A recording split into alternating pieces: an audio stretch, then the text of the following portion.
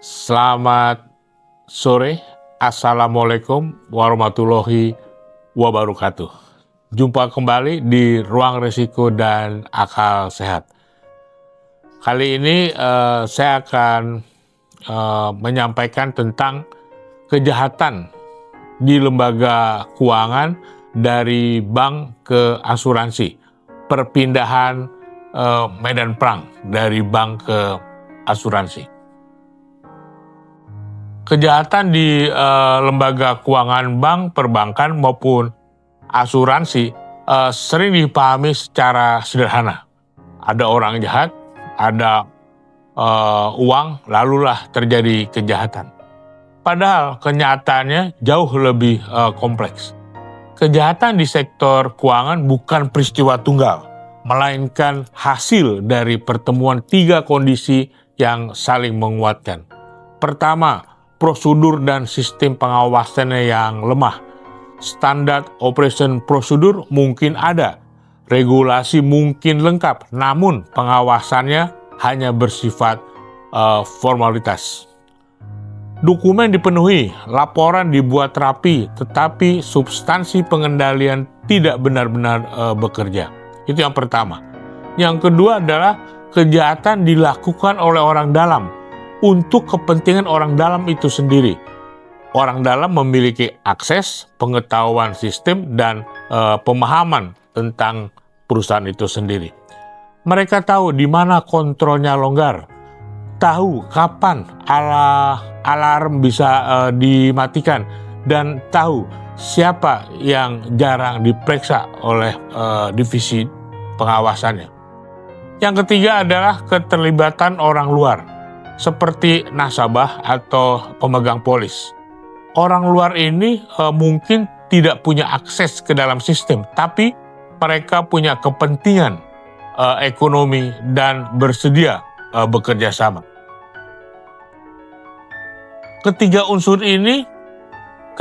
ketiga unsur ini berdiri sendiri, kejahatan mungkin masih bisa terdeteksi. Namun, ketika ketiganya bekerja bersama-sama, maka lahirlah kejahatan yang nyaris sempurna, rapi, sistematik, dan sering baru terungkap ketika kerugian sudah membesar.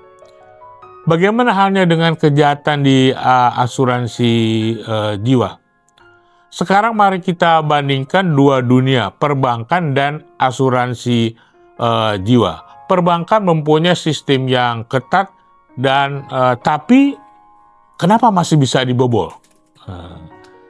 Secara jujur harus kita katakan bahwa di perbankan standar operasionalnya sangat ketat.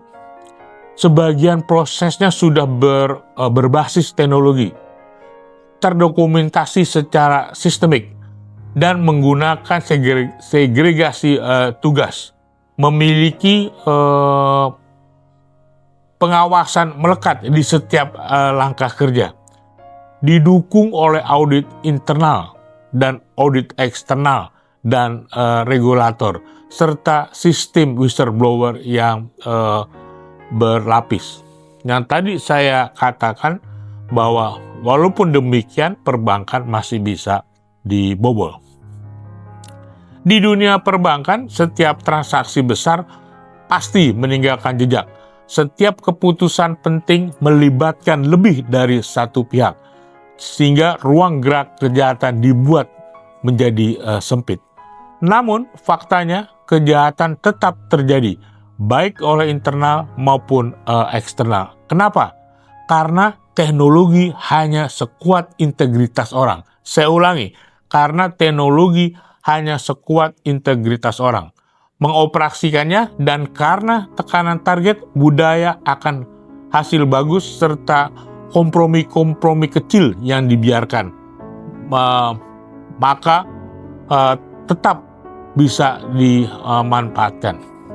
Sehingga karena dia hanya terkonsentrasi di teknologi, maka celah-celah kecil di dunia perbankan masih dapat dimanfaatkan. Tetapi satu hal yang penting, biaya untuk melakukan kejahatan dengan keadaan yang seperti tadi di atas, maka biaya melakukan kejahatan di dunia perbankan semakin mahal dan semakin berisiko. Sehingga penjahat-penjahat apabila ingin melakukan kejahatan di perbankan, dia akan berpikir beberapa kali karena biayanya pasti mahal dan berisiko, sangat berisiko untuk ketangkap. Bagaimana dengan asuransi jiwa? Sependek pengetahuan saya, asuransi jiwa SOP-nya masih lemah, sehingga resikonya masih terbuka lebar. Sekarang kita masuk ke wilayah yang lebih rawan di asuransi jiwa. Karena asuransi jiwa itu adalah mengelola dana jangka panjang, janji manfaat di masa depan, produknya kompleks, berbasis asumsi, ketergantungan tinggi pada underwriting dan investasi. Namun ironisnya, di banyak perusahaan asuransi jiwa, standar operation prosedurnya jauh lebih lemah dari di bank. Prosesnya masih manual dan berbasis kepercayaan. Pengawasan dilakukan apa adanya. Kontrol internal sering kalah oleh target penjualan. Whistleblower hanya di atas kertas, tapi minim perlindungan nyata terhadap kebijakan di whistleblower. Disinilah graduation fraud terjadi. Kejahatan tidak langsung besar. Kejahatan dimulai dari, biasanya di asuransi jiwa itu, kejahatan dimulai dari underwriting yang dilonggarkan. Produk yang dijual murah, tapi manfaatnya dibesarkan. Asumsi aktuari dimanipulasi dan premi ditempatkan di investasi risiko. Yang kita pernah dengar bahwa ada suatu perusahaan asuransi BUMN besar tidak sanggup membayar janjinya. Kejahatan di asuransi jiwa awalnya terlihat baik-baik saja. Tidak ada yang merasa langsung dirugikan karena klaim baru datang bertahun-tahun kemudian. Inilah keunikan sekaligus bahaya asuransi jiwa. Kejahatannya bisa sembunyi lama, sunyi dan tidak terasa sampai dananya habis. Ketika airnya meledak, yang disalahkan bukan sistem. Biasanya manajemen asuransi jiwa yang menyalahkan tentang kondisi pasar yang tidak kondusif. Kejadiannya sangat luar biasa. Atau mereka sering menyebut ini adalah force major. Perpindahan medan kejahatan dari bank asuransi jiwa akan menjadi nyata. Disinilah saya ingin menyampaikan satu keyakinan penting. Menurut saya, ke depan penjahat akan mengalihkan operandi mereka dari bank ke perusahaan asuransi jiwa. Mengapa? Karena pengawasan bank semakin ketat, ruang kejahatannya semakin sempit, teknologi bank semakin transparan dan sangat sophisticated, risiko tertangkap semakin besar. Sementara di asuransi jiwa, standar operation prosedur masih begitu longgar, produknya sulit dipahami oleh publik, sehingga kerugian tidak langsung terasa. Klaim baru muncul di masa depan. Kompleksitas dijadikan alasan-alasan mengapa terjadi kejahitan. Bagi pelaku kejahatan ini adalah ladang yang baru yang lebih sunyi dan lebih longgar. Jika tidak ada pembenahan serius, maka asuransi jiwa berisiko menjadi bank versi lama dari risiko kejahatan. Keuangan tidak meledak hari ini, tapi menghancurkan kepercayaan pada esok hari. Sehingga saya ulang lagi, bila terjadi kejahatan di lembaga keuangan, terutama di asuransi jiwa, dia tidak akan meledak hari ini, tapi menghancurkan kepercayaan esok hari. Sebagai penutup, saya ingin mengatakan bahwa kejahatan di lembaga keuangan bukan sekedar teknologi atau regulasi. Ia soal integritas, budaya, dan keberanian menegakkan batas.